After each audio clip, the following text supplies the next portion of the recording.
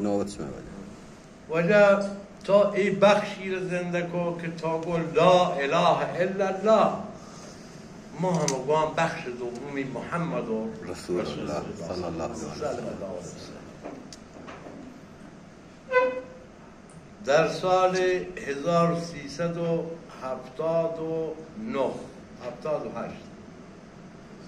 ما وجه بر مزار محمد رسول الله حاضر بودیم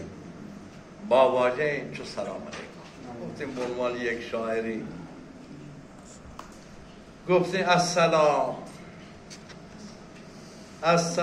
ای روضه پاک رسول ای رسول الله سلامم کن قبول السلام ای سید خیر البشر آمدم با دیده و مژگان تر